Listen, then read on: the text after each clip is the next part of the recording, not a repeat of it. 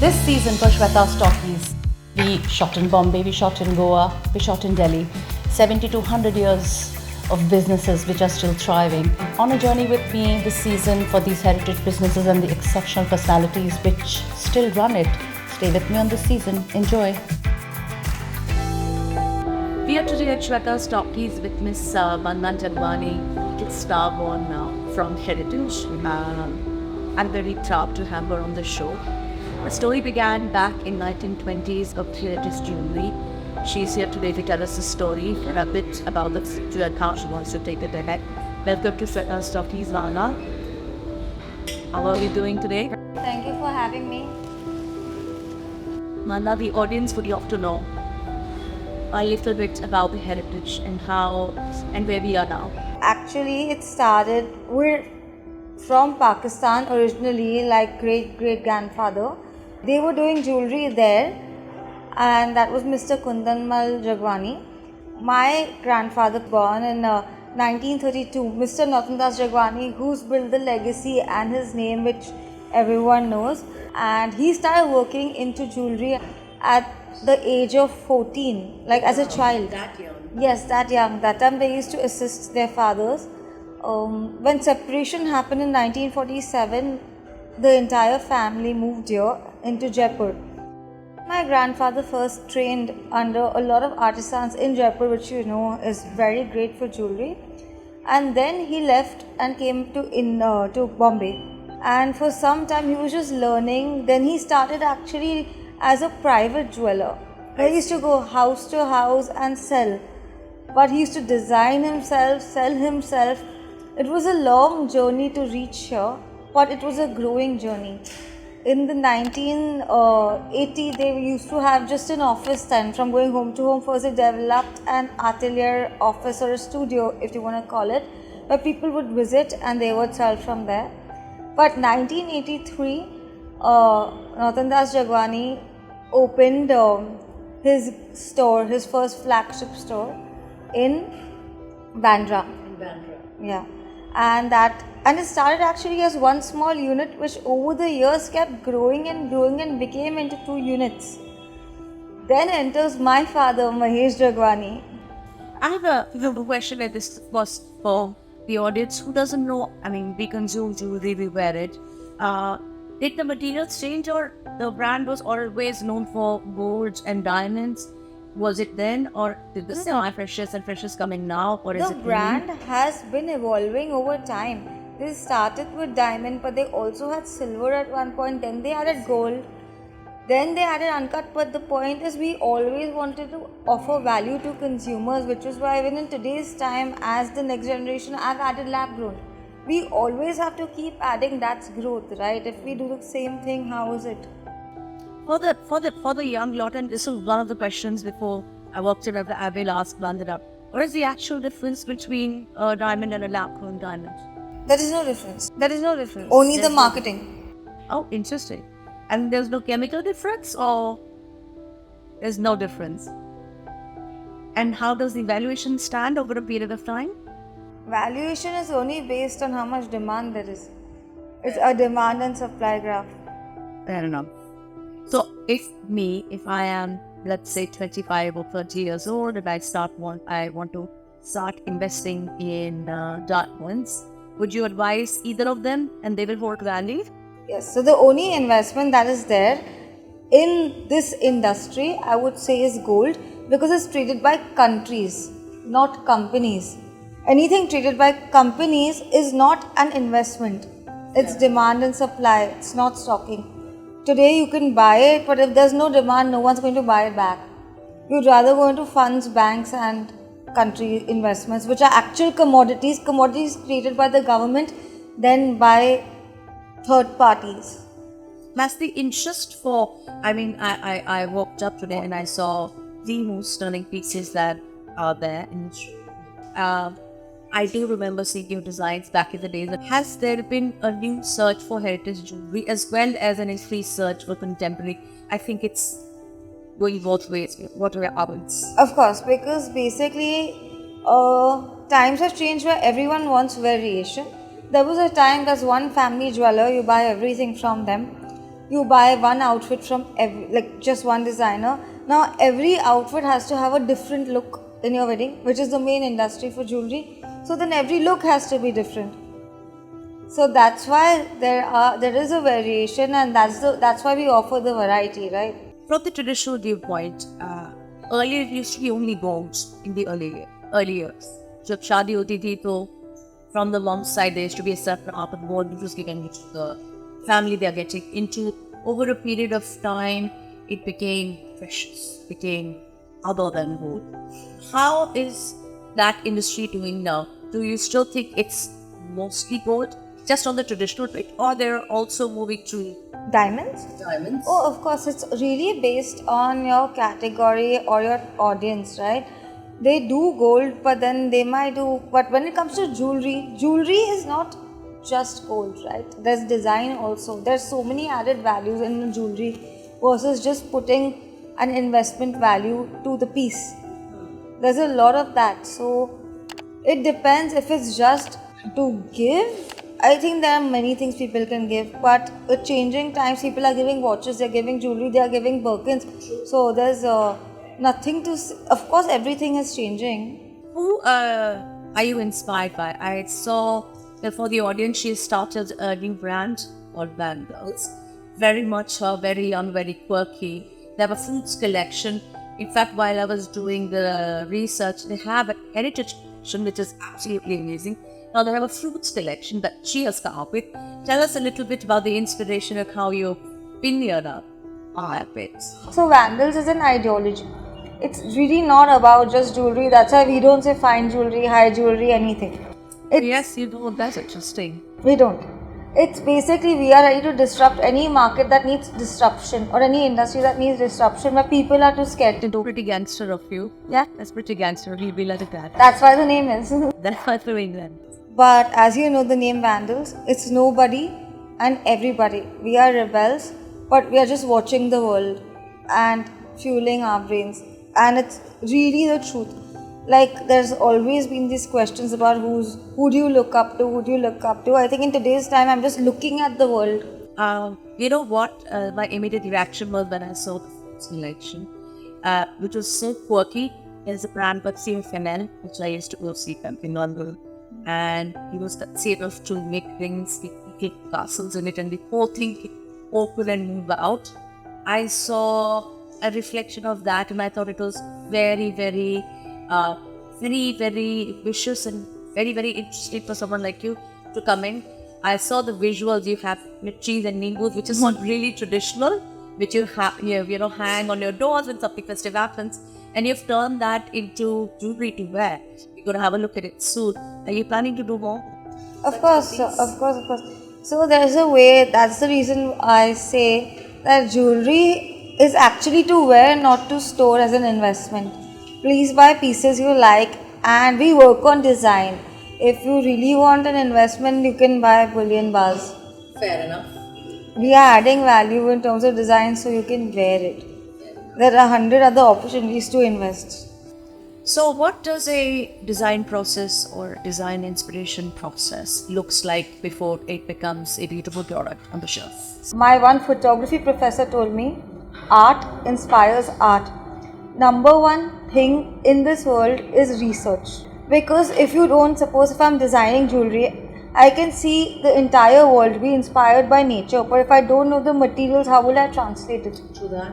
So first thing is to know jewelry so well, go through all the ages, go through so much research that when you see a shape, you can understand how to translate it. So yes, when you go across the world, when I said everybody and nobody, it's actually an ideology. Tomorrow I'll see a round. Now I want to make a earring in that shape, but what will I put in it?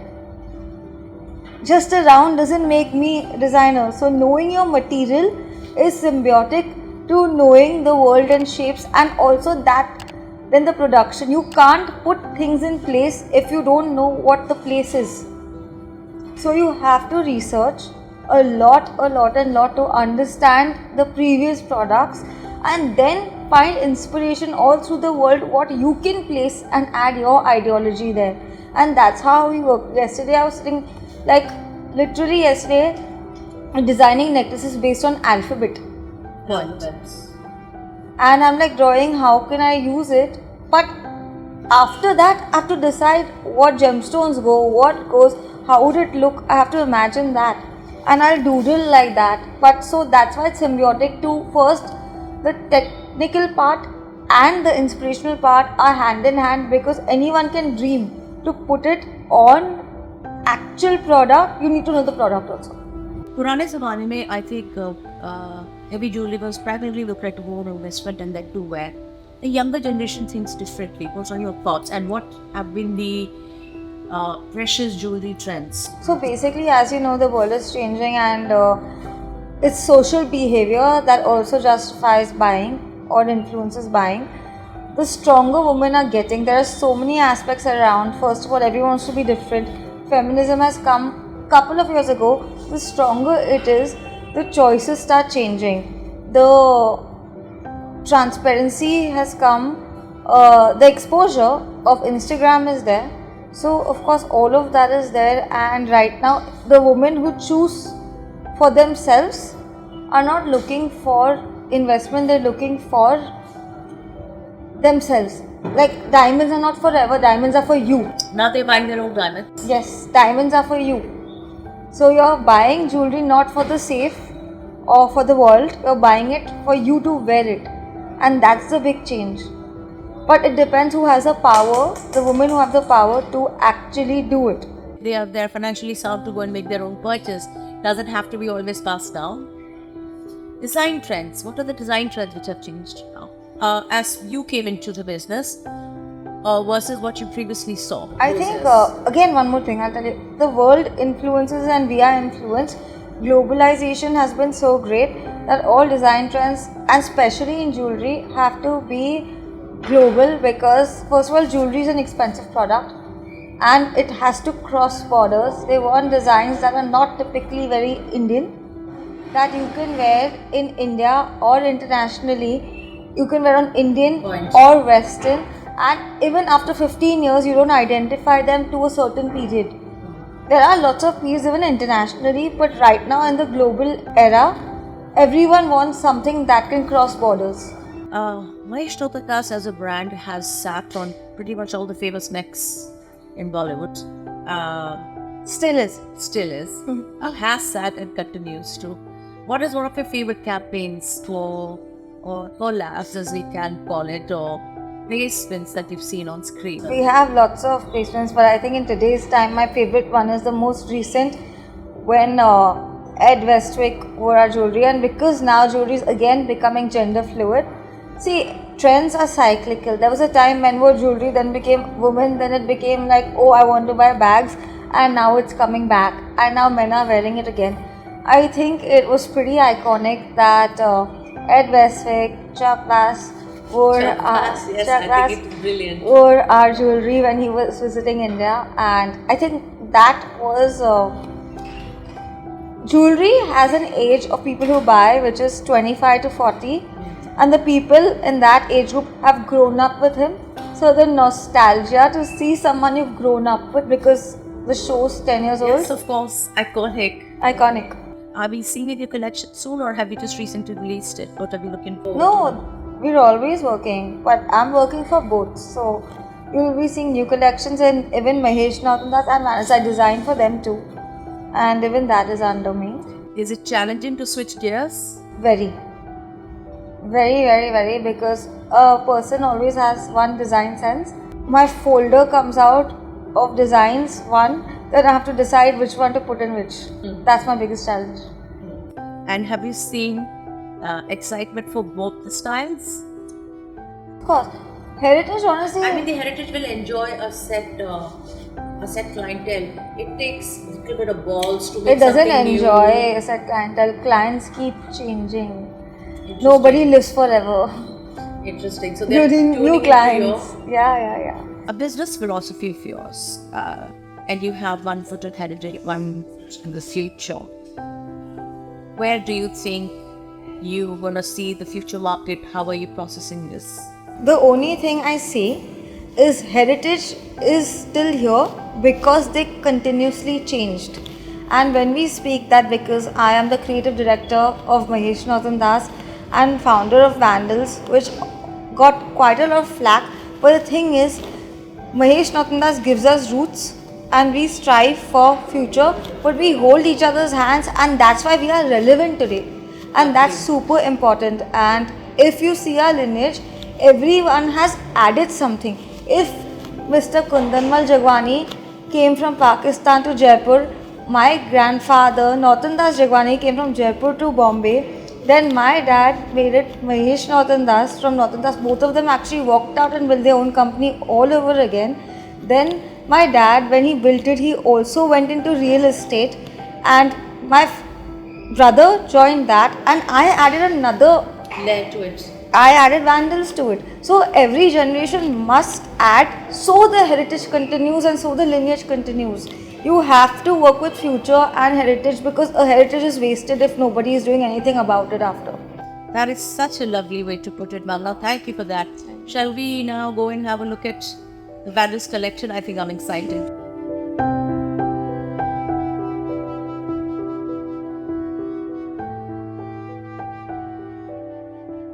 Just something happy and friendly, and like you can see, that's why we don't say Vandals is about lab grown diamonds. There are pieces like the strawberry which don't even have diamonds. Actually, that doesn't have diamonds. Not at all. Is it rubies? It's pink sapphires, Pink rubies sapphires. and emeralds. And this one? This is these are savorites and yellow sapphires. So we don't always need to use. That's why we're not building ourselves like a traditional brand. Interesting. Yeah. And the way it's packaged also, it's so Yeah. unique. Peter Pan, Little Mermaid. It kind of gives the ethos of a little Imagination, and we've built a library also like that. There are all kinds of books from every sector. You read a lot, I heard. Yeah. It has books from every sector except for jewelry, because we have our own jewelry. Oh, lovely. If you'll see the books in our library, it's just something cute and fun we wanted to add. We keep adding new things to our office every time. This is like a mixed bag of what you have here. Yeah, it's a little mixed bag. Beautiful. Yeah, plus some chocolates. Have a fortune. Thank you. Thank you, that's a good Yeah. one. I want to know a And, little bit about that one, which is going to come back right now. Yeah, but the whole store is made like an art concept. Like the sculpture here has been designed by us and hand painted. I see. So I see. this store is basically made with art. Even this is a Cupid from Sandesh Birla. He's done a lot of the art upstairs and downstairs. Oh, lovely, lovely. Now there are black diamonds also that we use, and the shapes are different, very international, very modern, but they should last with the times. This is one of our most exclusive pieces. It's a scarf we've just created with emeralds and baguettes and round diamonds, and it's super flexible, and you can wear it like even by separating it like this. Only focus on jewelry. We focus on every single aspect in our store. Even this is designed by us. Like even the display material. If you see our packaging, everything is very different right now, and we put in thought into everything, and the team is working really hard to keep making changes and let the heritage stand. So if you see, even our offices we designed, it's not like a traditional jewelry showroom. It's a boutique. We even have high counters like a coffee bar, and even in our jewelry now we use a lot more gemstones instead of just diamonds. That's why we call ourselves now like not a jewelry brand, nothing, no diamonds. It's basically about creating design. The reason I said we're inspired by nobody, but we look at everybody, because there are lots of international trends we've brought to India. If you see, this is also a Mangal Sutra which we've designed, which is so different, and this is something which is very international again, but super lightweight also.